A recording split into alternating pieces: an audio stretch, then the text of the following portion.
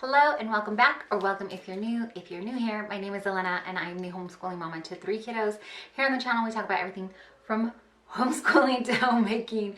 Squirrel, sorry, I'm very distracted. I wanted to sit down really quickly though and tell you about 2 books that I finished up reading, and then also I think I'm going to update my reading journal, so we'll get into that too. But first, let me tell you about the books I just finished up. I finished reading The Last Chance Library. I know I'm late to the game on this book, but most of the books that you'll see that I read here, I check out from our library because it's just more budget friendly to us. Plus, I like using our library. Anyways, this is by Freya Samson. I hope I said that right. This book is such a cute book. I'm so glad that I read this. This is definitely one that I would consider adding to my shelves. Oh goodness.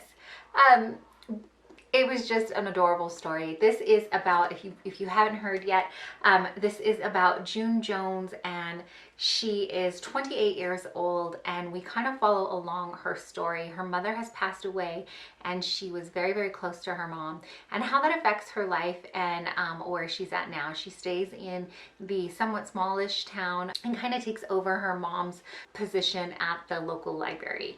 And then things start to happen with the library. It's being threatened to be closed down. June is a very quiet person, and so she's having these internal struggles of learning how to speak up both for herself and for the library.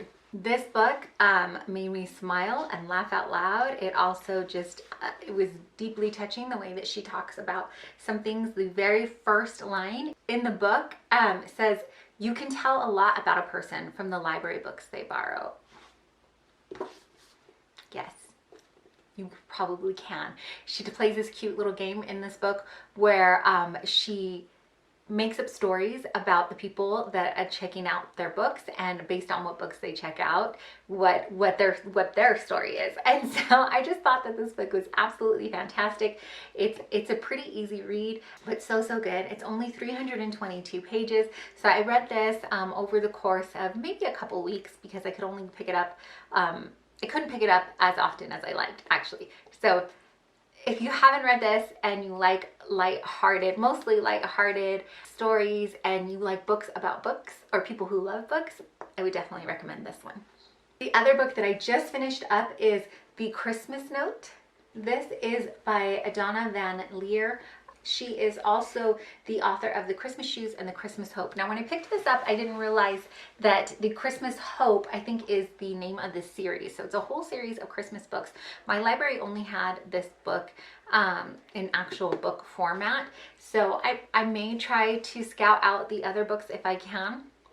But I was able to read this book in a day. It's a super short book, but packed full of I want to say warm fuzzies, but there's also parts where I was like, teary-eyed. And I will say that I will have a lot of emotions. So no one ever cries alone in my presence. I'm that kind of person.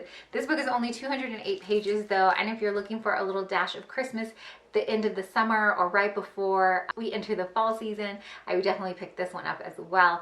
This one has, like I said, some harder moments, but it all wraps up in the very end. It is what I like to, that I've dubbed like Hallmark movie genre, which is a totally made up genre, but those are the books that I like. So this one was fantastic. Like I said, it will pull at your heartstrings, but then at the end, she floored me, and I was like, what a fantastic story. We follow along 2 neighbors. This woman moves in with her 2 children, and we find out what happens to her husband. Not at the very beginning. There's kind of hints to it, and then you find out for concrete a few chapters in. It's a short story, so it's kind of hard to say in the beginning. But she moves into her home and her condo, and next door to her is a single woman living there, and she seems very grumpy and very standoffish, and it's just how their lives intertwine and how, I guess, the least suspecting people can become family. So I will leave you with that note on The Christmas Note. Anyways, I just wanted to wrap up these 2 books for you. I do have to make a library trip again. I think we're gonna go this week, but We also just started homeschooling again and schedules are crazy. But before I get to the library, I want to make sure that I am updating my book journal. So let's dive into that. So I keep my reading journal in this B6 size Chic Sparrow. If you want to see how I set this up, I will link that video for you up in the cards. But this kind of just houses a number of things in here. Yeah, but in the front here is where I have my book journal. And I'm not an expert or a pro by any means in this. I just wanted something put together because there were a few longer reading challenges that I was doing and I wanted to be sure that I was keeping track with that. So for my reading challenges, they are on, so I have my reading challenges on Storygraph. I will try to link my profile down below if you want to be friends on Storygraph, but I'm going to go into my reading challenges and just like I said, update this. I also have a video where I think I have one where I first put this together if you want to catch that one, but I haven't updated this since May. So it's been a little while. All I have here in May is my pages read. And then we go into the books I've read, and I've not finished filling this out because I know I've read more. And then here starts the reading challenge that one of the reading challenges that I'm doing, the Flourish and Blots 2022 Harry Potter challenge. And so that takes up quite a few here, from here to here. And I'm just marking down the books that I read, the author, and then I think the date I read it or completed it. And then the prompts that are completed, I highlighted the number. And then I went into the fairy tale reading challenge, and every month they have a new fairy tale character and you read either the actual story or you read a retelling of it. I don't know when that cut off, but let's just get into it instead of explaining everything that's in here. So I'm going to go in and I'm going to see in Storygraph. It's really cool because it does your reading stats for you. As long as you're entering it in, right? And so we can do viewing stats and I just have the free version right now. I would love to get the paid version, but it's just not something that's a priority for us on our budget line right now. So, and it's not that it's a ton of money. It's just we are watching our budget pretty closely these days. So yeah, so here's just a broken pencil we're gonna use. It'll be fine.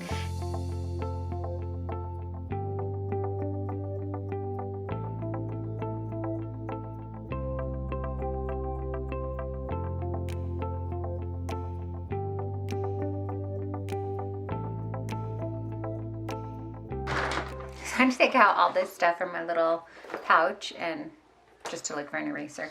So I've updated my pages read. I'm just plotting down and then, as you can see, making the little graph mark. Now let's go in and take a look at my books read.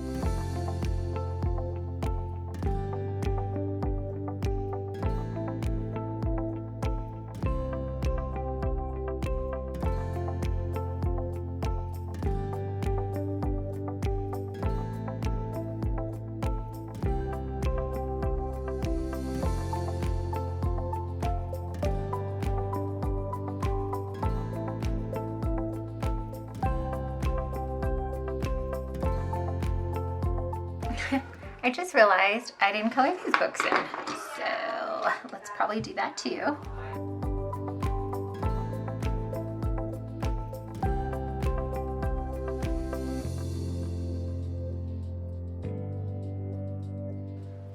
So here's where we're at so far. It's coming together. This is my first time doing a bookshelf like this, so it's kind of cool to come back and see. Okay, so now we're going to go into updating the Harry Potter challenge. I still have not read a book in translation. I have not read a book whose title is translated differently. This whole, I guess, class, because I finished all the prompts for that. I finished all the prompts for astronomy. Let's go down to Care of Magical Creatures. I did do this one. I got the numbers mixed up. So let me, now that I have white out with me, let me fix that.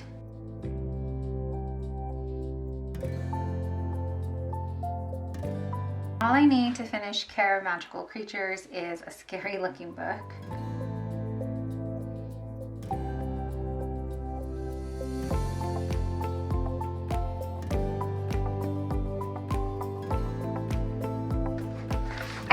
classes that I finished, I'm gonna put like maybe a little washi tape or something on the side, just so I know that those classes are finished. And I want to kind of make a list in my mind or something, like of which prompts I still need to finish. So I thought I had washi tape that had books on it, but I don't. Still, this one of like a little subway map or maps or something kind of like that, that'll work.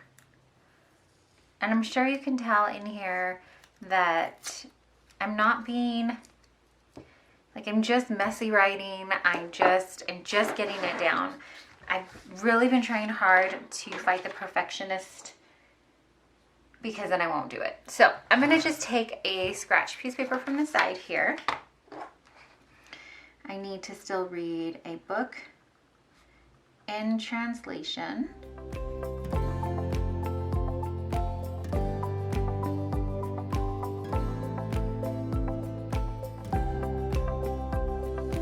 But I wanted to get a good idea of how many books I had left for this challenge. The challenge is over at the end of the year, but which I know is still a few months away, but it's going to get busier, and I think our life is about to get even busier too. So yeah, I want to put these down. So a paranormal book, which again might be a little hard for me because, like I said, I don't like scary stories. A book set in the future.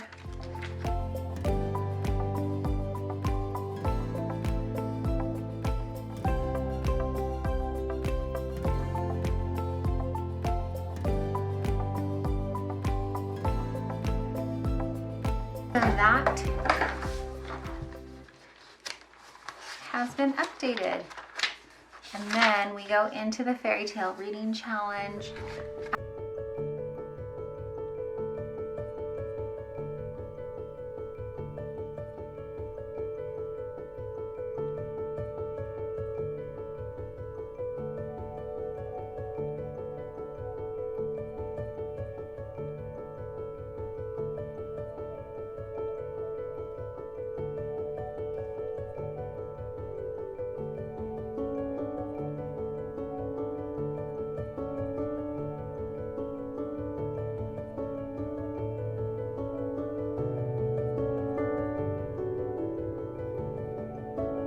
So as you can see, I sat down and that's where I stayed. I didn't actually do any more updating of my reading journal for that day. I did the following day start to prep for a new page in my reading journal that has to do with the Disney Descendants readathon that my son and I made up for ourselves, and anybody else who wants to join along. If you haven't seen that video, I will link that for you up in the cards and then down in the description box too, so if you want to read along with us, you can. But I settled in and I started reading, and that's how I kind of ended the day. I just will give you a flip through of what the reading journal looks like for now. Like I said, I'm going to go back in and start doing a couple of pages for the Disney Descendants readathon that my son and I are kind of hosting, and maybe fill in some stuff with that on another day. But that's going to do it for today. Thanks so much for hanging out with me and coming alongside as I did in my reading journal a little bit. As you can see, it's very relaxed and just something easy, which is what I wanted. I didn't want to put too much pressure on myself to make it like perfect, so I like it. It's a good mix of mess and function. So thanks so much for hanging out with me. If you don't know, or maybe you just haven't heard lately, may please be the one to tell you that you are deeply and truly loved and so appreciated. I appreciate you taking your time out and spending it here with me. Thanks again for watching.